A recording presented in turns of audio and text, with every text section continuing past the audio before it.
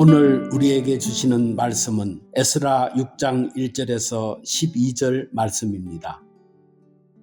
이에 다리오 왕이 조서를 내려 문수 창고 곧 바벨론의 보물을 쌓아둔 보물 정각에서 조사하게 하여 메데도 앙메다 궁성에서 한 두루마리를 찾았으니 거기에 기록하였으되 고레스 왕 원년에 조서를 내려 이르기를 예루살렘에 있는 하나님의 성전에 대하여 이르노니 이 성전 곧 제사 드리는 처소를 건축하되 지대를 견고히 쌓고 그 성전의 높이는 60규빗으로 너비도 60규빗으로 하고 큰 돌 3켜에 새나무 1켜를 놓으라. 그 경비는 다 왕실에서 내리라. 또 느부갓네살이 예루살렘 성전에서 탈취하여 바벨론으로 옮겼던 하나님의 성전 금, 은 그릇들을 돌려보내어 예루살렘 성전에 가져다가 하나님의 성전 안 각기 제자리에 둘지니라 하였더라. 이제 유브라데 강 건너편 총독 다뜨네와 스달보스네와 너희 동관 유브라데 강 건너편 아바삭 사람들은 그곳을 멀리하여 하나님의 성전 공사를 막지 말고 유다 총독과 장로들이 하나님의 이 성전을 제자리에 건축하게 하라. 내가 또 조서를 내려서 하나님의 이 성전을 건축함에 대하여 너희가 유다 사람의 장로들에게 행할 것을 알리노니 왕의 재산 곧 유브라데 강 건너편에서 거둔 세금 중에서 그 경비를 이 사람들에게 끊임없이 주어 그들로 멈추지 않게 하라. 또 그들이 필요로 하는 것 곧 하늘의 하나님께 드릴 번제의 수송아지와 수량과 어린 양과 또 밀과 소금과 포도주와 기름을 예루살렘 제사장의 요구대로 어김없이 날마다 주어 그들이 하늘의 하나님께 향기로운 제물을 드려 왕과 왕자들의 생명을 위하여 기도하게 하라. 내가 또 명령을 내리노니 누구를 막론하고 이 명령을 변조하면 그의 집에서 들보를 빼내고 그를 그 위에 메어 달게 하고 그의 집은 이로 말미암아 그름더미가 되게 하라. 만일 왕들이나 백성이 이 명령을 변조하고 손을 들어 예루살렘 하나님의 성전을 헐진대 그곳에 이름을 두신 하나님이 그들을 멸하시기를 원하노라. 나 다리오가 조서를 내렸노니 신속히 행할지어다 하였더라. 아멘. 성경에 보면 종종 신앙의 여정을 달리기 경주에 비유하곤 합니다. 바울과 히브리서 기자가 대표적인데요. 특히 히브리서 기자는 신앙의 여정을 오래 달리기에 비유합니다. 히브리서 12장 1절 새 번역입니다. 그러므로 이렇게 구름대와 같이 수많은 증인이 우리를 둘러싸고 있으니 우리도 갖가지 무거운 짐과 얽매이는 죄를 벗어버리고 우리 앞에 놓인 다름질을 오래 참으면서 달려갑시다. 마지막 구절인 오래 참으면서 달려갑시다는 말은 신앙생활이 오래 달리기임을 보여줍니다. 그런데 저의 신앙 여정을 뒤돌아보니 신앙생활은 그냥 오래 달리기가 아니라 장애물 오래 달리기라고 말하는 것이 훨씬 적절하다는 생각이 들었습니다. 우리가 달려가는 신앙의 경주로는 평탄한 트랙이 아니라 아주 다양한 그리고 수많은 장애물이 있는 트랙이기 때문입니다. 아마 모든 성도님들이 고개를 끄덕이고 계실 텐데요. 계속된 방해와 난관에 직면해야 했던 성전 건축은 이와 같은 신앙생활의 특징을 잘 보여줍니다. 앞에서 살펴본 것처럼 3장의 포로 귀양 공동체는 귀양한 지 약 1년 만에 예루살렘에 일제히 모여 성전 공사를 개시했습니다. 그런데 4장에 보면 성전 착공의 감격이 채 가시기도 전에 대적들의 대대적인 방해 공작이 시작됩니다. 그 장애물 때문에 주전 586년경에 시작된 성전 재건은 그때부터 약 16년 뒤인 주전 520년까지 중단됩니다. 에스라 3장을 참고하면 성전의 기초가 놓인 후에 이런 일이 일어났기 때문에 삽질 몇 번 못 해보고 중단이 된 겁니다. 우리가 백성들 입장이라면 여러분 어떻겠습니까? 정말 제대로 마음먹고 온 백성이 합심하고 헌신해서 정말 중요한 사역을 시작했는데 시작하자마자 막히면 사기가 팍 꺾이지 않겠습니까? 낙심이 되지 않겠습니까? 이스라엘 백성에게 성전의 의미를 생각해보면 정말 낙담이 됐을 겁니다. 그 여파로 16년 동안 성전 재건이 중단됐던 겁니다. 5장에 하나님께서 학개 스가랴 선지자를 통해 거의 꺼졌던 성전 재건의 불씨를 살리십니다.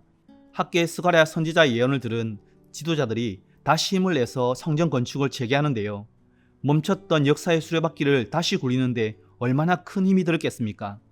그런데 재개하자마자 또 다른 장애물이 닥칩니다. 그 땅을 관할하던 총독과 관리들이 찾아와서 회방을 놓으려 한 겁니다. 속담에 자라보고 놀란 가슴, 소뚜껑 보고 놀란다는 말이 있죠. 아마 유다 지도자들과 백성들의 마음이 딱 그랬을 겁니다. 또다시 난관이 닥쳤구나. 성전 건축이 또 중단되면 어떡하지? 솔직히 이런 마음 들지 않았겠습니까? 다리오 황제로부터 답신이 오기도 전에 유대인의 마음이 크게 낙심이 됐을지도 모릅니다. 그런데 생각지도 못한 반전이 일어납니다. 본문 1절에 총독 다뜨네의 요청에 따라 다리오 왕은 고레스 왕의 칙령을 찾아보게 하는데요. 그 문서를 찾은 곳이 어디입니까? 2절에 보면 메데 지방 앙메다 궁성입니다. 그리스 역사가 크세노폰의 기록에 따르면 페르시아 초대왕 고레스의 거주지는 봄에는 수산, 겨울에는 바벨론, 여름에는 바로 메데 지방의 앙메다 궁궐이었습니다. 여름에 앙메다에 머문 이유는 앙메다가 바벨론에 비해 훨씬 높은 곳에 위치하고 있어서 날씨가 건조하고 기후가 좋았기 때문입니다. 즉 바벨론의 혹독한 무더위를 피하기 위한 여름 별장과 같은 곳이었던 겁니다. 고레스 칙령이 그 앙메다 궁에서 발견된 것으로 볼 때 고레스가 앙메다에 머무는 동안 칙령이 선포된 것으로 학자들은 추측하는데요. 다리오 황제가 그 칙령을 바벨론의 문서 창고가 아닌 앙메다 궁에서 찾았다는 사실은 다음에 둘 중 하나를 의미합니다. 우연히 다리오 황제가 앙메다 궁에 거주하고 있었거나 고레스 칙령을 찾기 위해 많은 수고를 감수했거나 물론 이 둘 다일 수 있습니다. 첫 번째 의미라면 왜 하필 다리오 황제가 그때 그곳에 있었을까 질문할 수밖에 없습니다. 제가 앞에서 우연히라는 단어를 썼지만 그것은 하나님을 모르는 자들의 단어이고 우연 뒤에 하나님의 오묘한 손길이 함께하고 있었음이 분명합니다. 마치 룻기 2장 3절에서 룻이 우연히 보아스의 밭에서 이삭을 주었다고 기록하고 있는 것처럼 말입니다. 사실 다리오 황제가 고레스 황제의 칙령을 찾기 위해 수고를 감수했다고 보는 것도 일리가 있는데요. 다리오가 제국 변방의 일에 이런 적극성을 보인 것은 고레스 왕을 매우 존경했기 때문입니다. 다리오는 여러 면에서 고레스의 정책을 계승하고 발전시킨 왕으로 평가되는데요. 이런 맥락에서 적극적으로 유대인을 돕겠다고 나선 것은 유대인에 대한 연민보다는 선왕 고레스를 공경하는 마음이었기 때문이라고 볼 수 있습니다. 그러나 둘 중 어느 쪽이든지 에스라 6장 22절 하반절은 분명히 이렇게 기록하고 있습니다. 또 아수르 왕의 마음을 그들에게로 돌려 이스라엘의 하나님이신 하나님의 성전을 건축하는 손을 힘있게 하도록 하셨음이었더라. 하나님께서 다리오 왕의 마음을 돌이켰기 때문이라는 겁니다. 하나님께서 고레스 왕을 들어 쓰셔서 포로 귀환케 하신 것처럼 다리오 왕을 들어 쓰셔서 성전을 불과 4년 만에 완공하신 겁니다.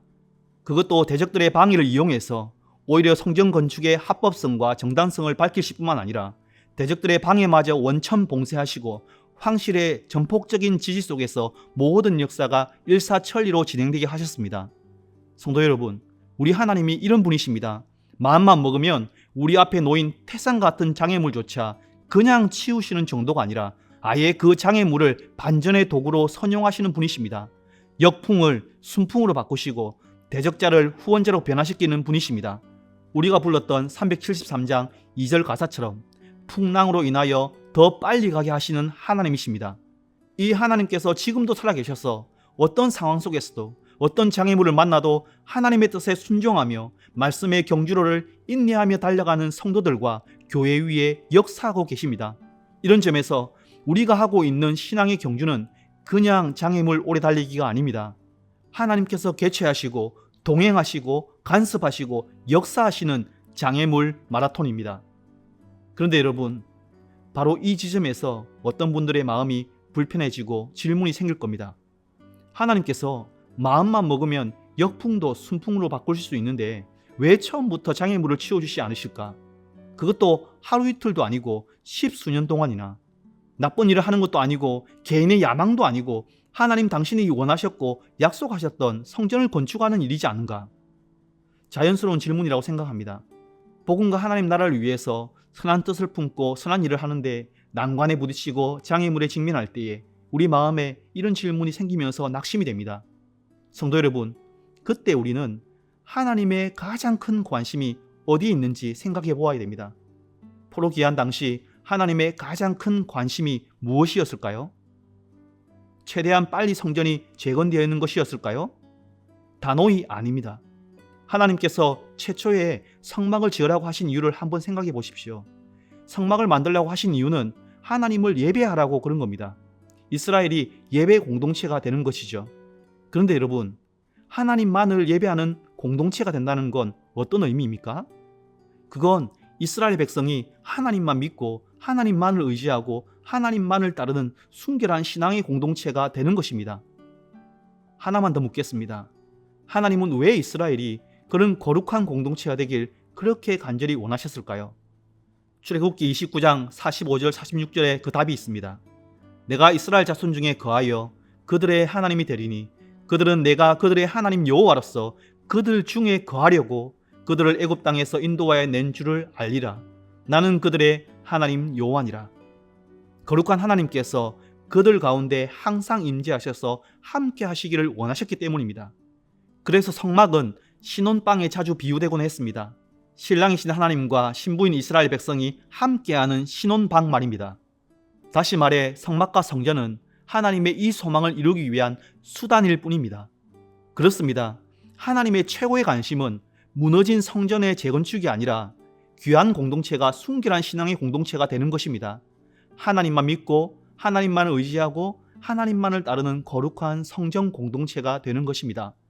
사실 이것은 성경 처음부터 끝까지 하나님께서 자기 백성들을 향해 보이셨던 가장 큰 바람, 가장 큰 소망이었습니다.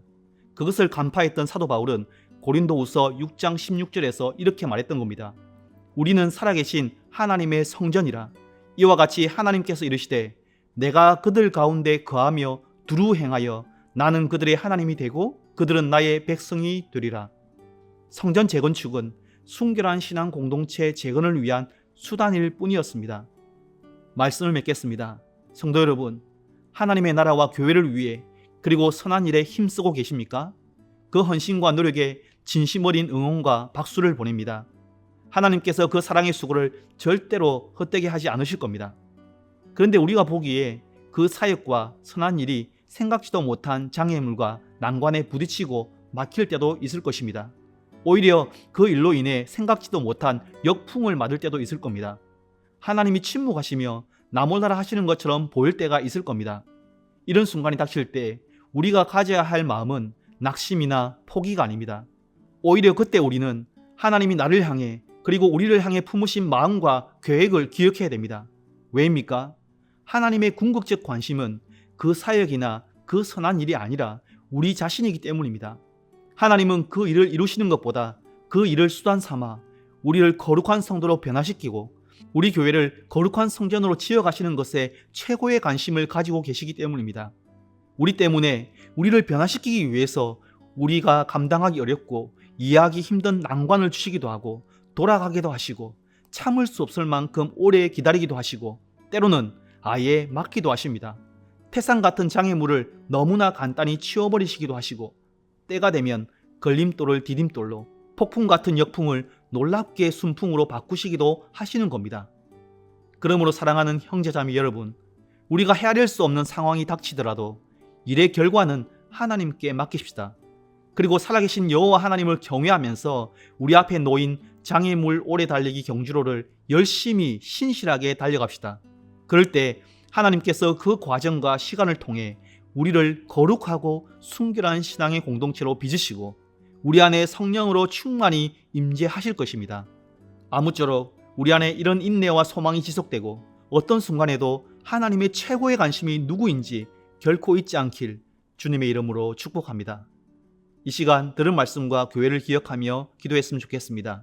먼저 하나님의 궁극적 관심이 우리 자신인 줄 알고 우리 앞에 있는 신앙의 장애물 경주로를 인내로 달려가게 하소서 이렇게 기도합시다.